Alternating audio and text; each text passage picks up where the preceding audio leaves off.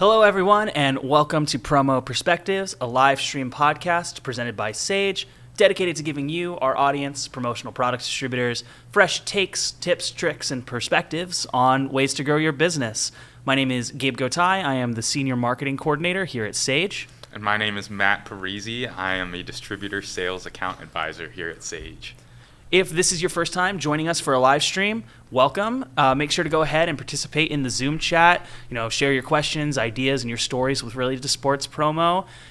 We are going to post this for you to listen to it anywhere you stream your podcast next Wednesday. If you haven't subscribed to the podcast yet, please go do so. You get more than we give here on the live stream. We post bonus episodes and all kinds of great content. Make sure to go check that out. If you're listening to the podcast version now, go to sageworld.com to register for the next live stream.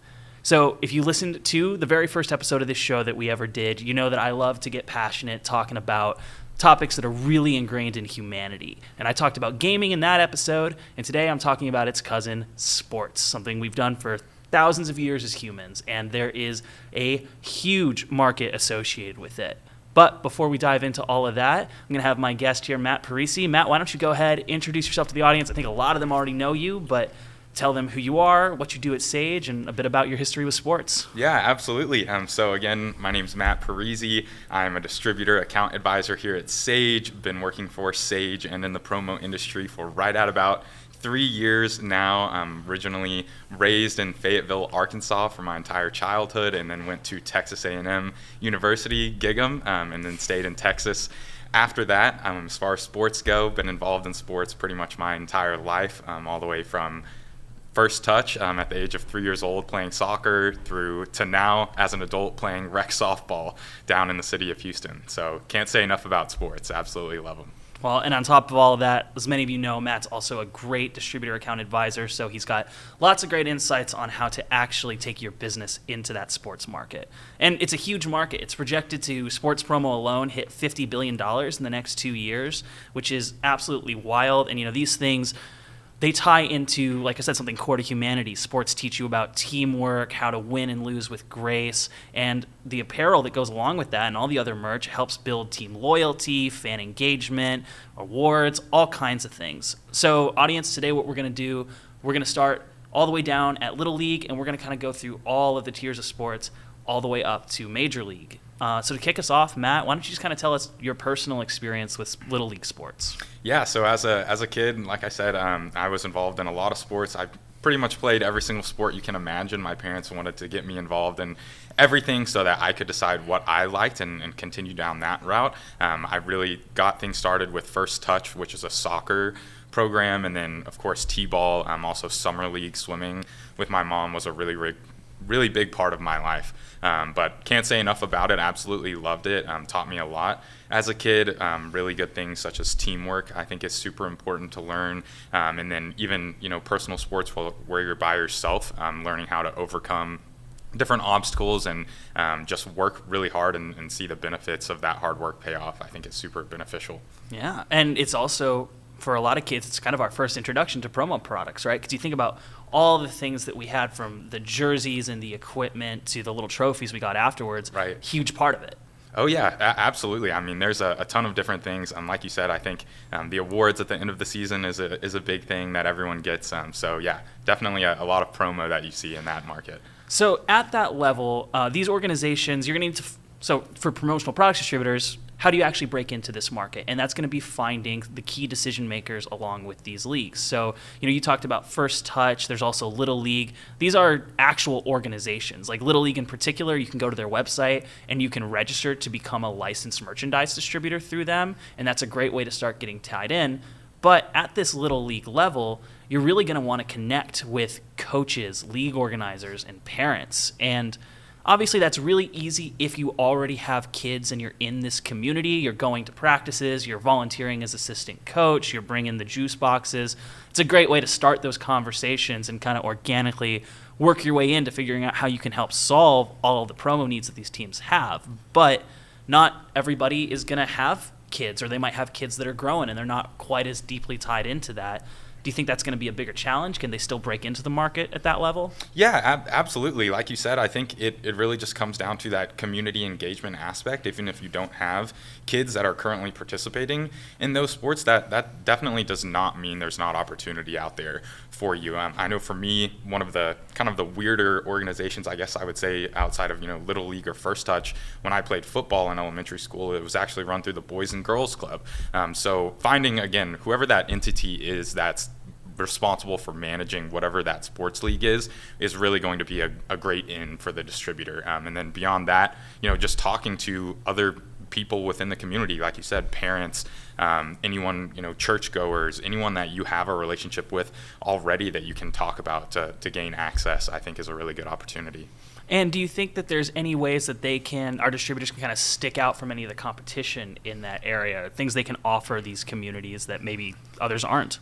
Yeah, definitely a few different things I've thought about for sure. One of the things that I've helped work on recently, we did help with a Little League and set them up with an online ordering portal to make life a lot easier for the parents and coaches within that league to be able to place their orders. I'm sure you had the same experience as I did as a kid, but they would send us home, at the age of 5, 6, 7 years old with a slip of paper that you then have to be responsible for to get your parents to sign and paperclip a check to it, and then bring that back to the sports team. And 9 times out of 10, we're going to lose that piece of paper. It never even makes it home. Exactly.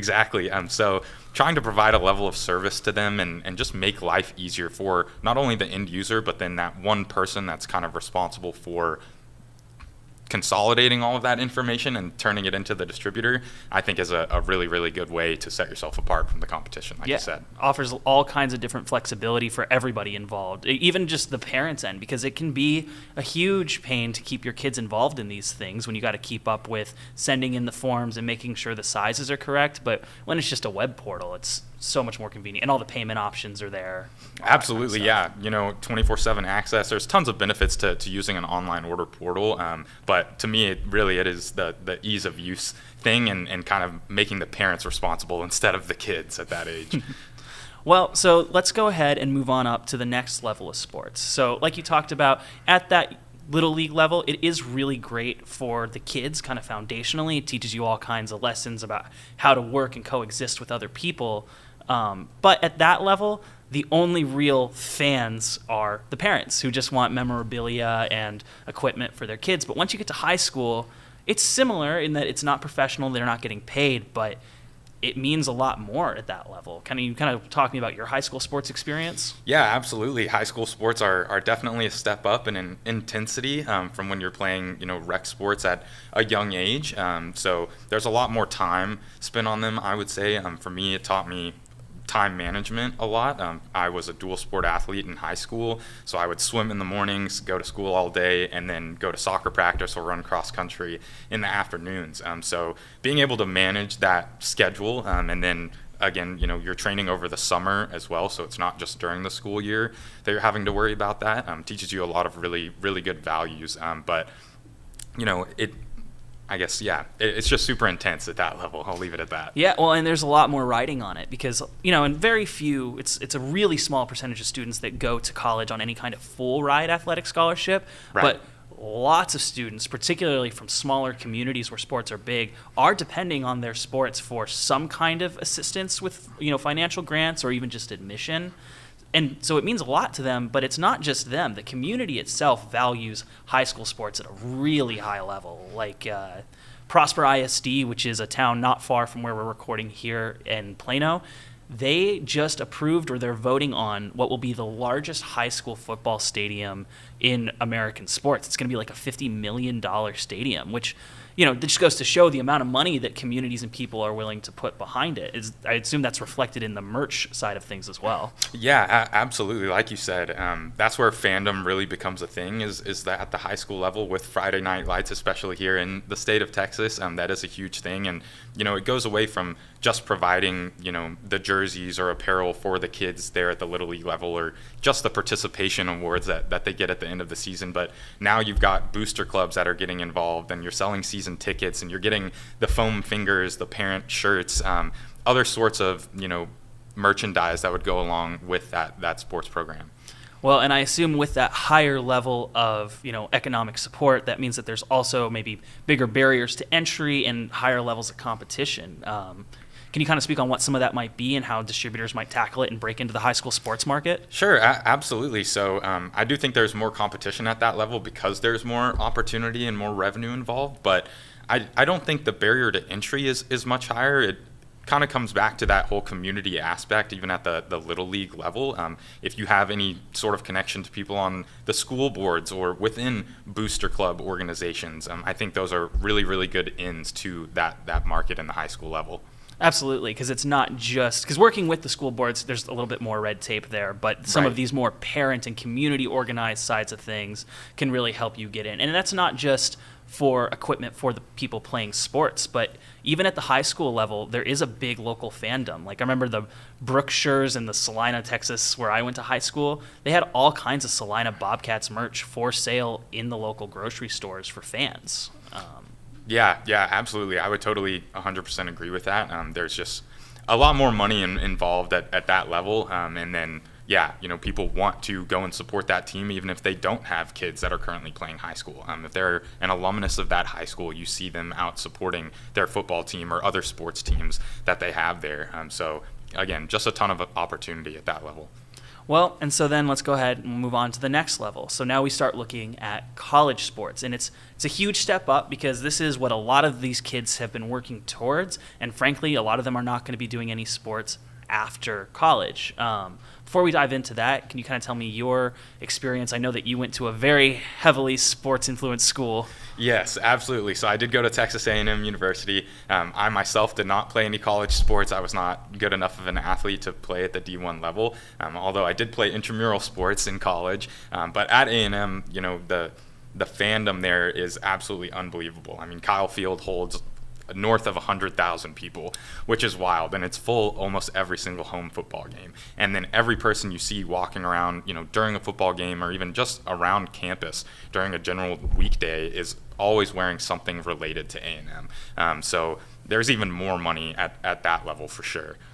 What do you think some of the bigger challenges are going to be at that level? Because now we are moving into things that involve licensing and paychecks, so it's going to be a lot more difficult, I would assume. Yes, yeah, absolutely. So officially licensed is a word you hear a lot once you get to college and professional sports levels. So figuring out a way to either get officially licensed yourself as a distributor or make sure you have a great relationship with a supplier who is officially licensed to work with the logos of the schools that you're trying to provide promo for, I think is definitely a huge stepping stone to get into that market. But then beyond that, there's one other thing I was going to say, but come back to me on that. Okay. Well, and I know that there's a lot of other ways that you can tie in, kind of like we talked about at the high school level. You don't necessarily have to go straight to the school or the school board. There's all these other associations and committees. Once you get to the college level, you start to see not only is there a lot of that same thing exists, like there's lots of fundraising opportunities run through these organizations. Right. There's also a huge local network of businesses that do branded partnerships with the local schools. Everything from, car dealerships and restaurants to bars that host like official watch parties for every game that school plays. Yeah, absolutely. And I think even some of that, the local business stuff, really plays into a lot of the levels that we've even talked about today, all the way down to back to the Little League level, something that I forgot to touch on there. When I was a kid playing T-ball, we were sponsored by a local construction company of one of the kids who was also on the team. So like you said, being able to tie in with some of those local businesses that already have a relationship with that university is a really, really good opportunity. And I remember what I was going to say a minute ago. Now with NIL deals being a big part of college sports, being able to get tied in with the NIL side of things, there's a lot of money, and right now there's not a whole lot of regulation going on that side of things in the college sports world anyway. So definitely a lot of opportunity for distributors and promo there. Tell me more about what the NIL. Yeah, so NIL is name, image, and likeness, if you're not familiar with that. And that's something that just started in college sports recently, so college athletes can get paid now. The most memorable thing I can think of is there was a football player up in Nebraska, and his name was DeColdis Crawford, and he partnered with an AC company up there with the University of Nebraska to put out a commercial and rep the university at the same same time. So getting an in with something like that, again, it's kind of unregulated right now as far as how much money can go into something like that. So a lot of really good opportunity for distributors. That's interesting, and I think it kind of shows the scope of the college level in particular, because there's been a lot of crossover and similarities as we've kind of progressed through each level. But with the college level, you get everything down from as local as the individual student, kids, players, all the way up to major organizations like video game developers that are making NCAA video games with these players' likenesses and things like that. So the market spans all sizes. And the reason I bring this up is I do feel like distributors in our industry might be intimidated to try to break into any kind of sports market above like little league and high school, because they're major organizations and the average size of an organization in the promo products is very small. But I do think that it is clear that there's promo needed at all these levels, and you shouldn't be intimidated to try to break in at some point. Yeah, I totally agree. Just because there's already other people in your community that you see providing that does not mean that there's not an opportunity for you as well. And I think, like you said, it's kind of a start with who you know already. Reach out to some of those people and see if they have established relationships with that university or college or any other sports organization you're looking to work with, and kind of build yourself up from there. And start small. Once you get one deal done, it goes well, then hopefully you can continue to grow those relationships and take it from there. Absolutely. All right, so the next level is going to be professional sports. At this point, these are players getting paid as their livelihood to do this, so it's a bigger level. But before we move up to like the absolute major league, I want to talk a little bit about minor leagues, because right now even the jersey that you're wearing, why don't you tell me a little bit about that? Yeah, so this is actually a Corpus Christi Hooks jersey. It's one of their alternate jerseys that they have, but they are a farm team for the Houston Astros. Minor league sports are becoming much more prevalent in today's society, with the move just to more luxury and leisure with the modern day. There's a greater opportunity for minor league sports, not only on the baseball side of things, but I know in Northwest Arkansas, where I was raised, they're getting a semi-pro soccer team is about to start up there. So it's just going to continue to grow on that side of things. Yeah, and the merch market will be right there with it, because I think a big part of it is the rise of social media engagement between teams and fans has allowed some of these feeder teams to actually grow a presence with their players in the minds of the audiences of the major leagues. Like for hockey, there are all of the ECHL teams that will feed into the NHL. Right. And if you follow, say, both Instagram accounts, especially this early in the season or in preseason, you'll start to see players that might be filtering between organizations, and that's going to drive merch revenue back to the minor league side of things too. So it's kind of one hand feeding the other. Yeah, absolutely. I totally agree with that. And not only that, it helps the fans get to know the players that are up and coming and just be bigger fans of the sport and the organization in general as well. All right, so now moving up to what might seem like the least accessible but easily the most profitable part of this market, Major League Sports, MLB, NFL. First of all, tell me a little bit about your fandoms in the Major League Sports.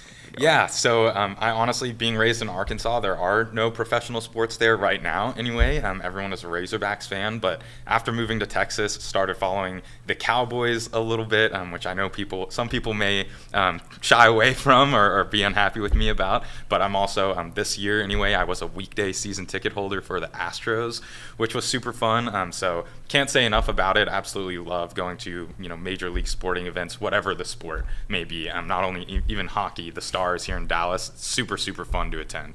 Yeah, and the Stars in Dallas is just an interesting case where even markets that you think might not be huge for any particular sport, like I was really surprised. I'm from Colorado, hence the jersey.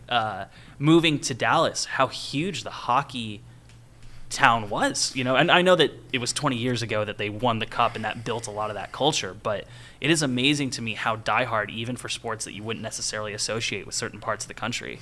Yeah, absolutely. Like you said, having hockey here in the state of Texas is a little weird because you wouldn't imagine we'd be able to keep ice down here with the weather. But yeah, I think people would be surprised at the fans that do exist in their community from, totally different sports or other cities or fans of other teams. I've got friends down in Houston that are Steelers fans, that are San Francisco 49ers fans. So you never know until you talk to those people.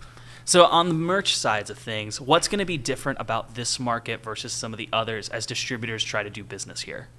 Yeah, so again, it is a much larger market. A lot of these teams, have long-standing relationships with the people that are providing their merch, but I think that's where you can kind of look outside of, being the provider for something like the Astros team store. A lot of these major league organizations, they do run charitable organizations as well, or put on fundraisers or other sorts of events outside of the normal games that they play. So being able to tie in and provide, promo for any sort of event like that they're a part of, I think is a really good opportunity. And then, something you and I talked about, the vendors that you see in these major league sports stadiums, a lot of times they are local vendors from, for me, the Astros, they're local Houston food vendors that you would see down there. So being able to tie in with them, create that relationship, and then, kind of dual brand with whoever that vendor is and the Astros or other major league sports organization, I think is a really good opportunity. And then, kind of opens the door for you to provide promo for other parts of that, whoever that food vendor is, or then, for that major league sports organization as well. Absolutely. And like you said, there's all the charitable organizations that might be doing things like between innings, they're going to be on the field. And even if that's not, say, an Astros piece of merch, those organizations are going to be wearing their own company's branded merch, and they need that provided. So that's a great way to step in at a lower level and involve yourself and start to move up. Exactly. And like I said about not being intimidated, I won't name the specific distributor or team, but I was at a show, one of our trade shows in Houston, and I was chatting with a really small distribution company, a little mom and pop husband and wife ran thing, and they were so excited talking to us because they had just secured an official licensing deals with one of the major local major league sports authorities. That's and awesome. That just goes to show that you're distributors, you're small business owners, you get it. It is about the grind, it's about networking, it's about finding these decision makers and getting in there to provide value. And that is no different just because these are leagues with famous players making millions of dollars. It's the same as every other market. Right. I couldn't agree more. So I'm kind of curious, what are some of the favorite pieces of merch that you've gotten, or just things that have really stood out to you in your lifetime? Yeah, I guess a lot with all of the sports I've been involved in and all of the different sporting teams I've been a fan of. I would definitely say this Corpus Christi jersey is one of my favorite just because it's so unique and ties into a lot of the Mexican culture that you see down here in Texas, which I like a lot. And then these jerseys behind me, I'm not sure if you can see them or not. I've got an Astros City Connect jersey that has the number 44 and says "Still Tippin'" on it, which is a famous song if no one's familiar with that. And then there's also a hat hanging back there that I really, really like. I'm just a fan of the colors and the look specifically for me about that. Aside from, apparel, I do think going back, whenever I go back to my parents' house and seeing the different trophies and team pictures that I got as a kid, it's just really nostalgic and cool to have something commemorative like that as well. Absolutely. Well, and that brings up a point that we didn't really talk about earlier, but I feel like a lot of our audience is going to notice how similar each of these divisions of sports is, and it's just all about finding the right people and connecting with them. But the kind of promo that you're going to serve is going to be kind of different, because at the Little League, they're not fans who are interested in collecting the latest alternative jersey or like the city tie-in jersey. It is more about memorabilia at that age. It's about the parents having something that they can remember this experience that they were able to give their kids, or the kids getting a trophy that reminds them of, how well they did. It's not about necessarily supporting the team, but it's more about the sentimental aspect of it at that level. Versus on the other end, it's almost all about just like the team support. Fans aren't looking to buy a little Lombardi trophy. Right. most of the time not. But yeah, definitely at the younger, kids age, even up to the high school level, you'll see, medals and trophies that people want to hang on to, just as, like you said, to commemorate their time spent in those different sports. So I think that's a really, really good opportunity for the promo world if you are working with awards. If not, definitely look into that. I know in today's world, everyone gets a participation trophy at the end of each season, and we all kind of have our different thoughts on that. I do think there needs to be a little bit of competition fostered, even at the Little League level. But, that's however many trophies for the size of that team. If we had 20 people on our soccer team, and then there's 10 teams in that one league for that one age division, so you just multiply that out, and there's a ton of opportunity there on that side of it as well. Yeah, I'm wondering if the promo products industry had anything to do with this whole participation trophy thing. Is this big promo products trying to sell more trophies to kids? Yeah, that it could definitely be the case. I would not be surprised with how many I've seen out there. And earlier we also talked about some kind of more really specific tricks, like not tricks, but strategies, like using online stores. We don't tend to talk about too many sales products from Sage here on the podcast, but company stores, like you mentioned, are a great way to provide a level of convenience. Or when you and I had talked before, you kind of talked about kitting as a great way to break in too. Yeah, absolutely. So I think, stores, we do call them company stores here at Sage, but I don't think that's a broad enough of a term. That's why I do like to call them online ordering portals, because they have so many applications and do work really well for a situation such as the sports industry when you're working with, a youth team and they need a way to place those orders, or working with a booster club. That's a scenario I'm working on right now, where it's not just promo products in there, but they sign up for the level of the booster club they want to be a part of, and then it comes with a package of a certain number of home game tickets and then some promo involved with that as well. So that's how the distributor is seeing value from that. But then the kitting aspect that we had discussed previously, at that little league level, a lot of these kids are pretty much all getting the same thing. They may have a different size t-shirt, but the shorts, the socks, anything else that's going to be involved with that kind of uniform for that sport is probably going to be the same. So being able to lump all of that in together and provide it just as one item to that player is definitely a really good revenue builder for the distributor. Yeah.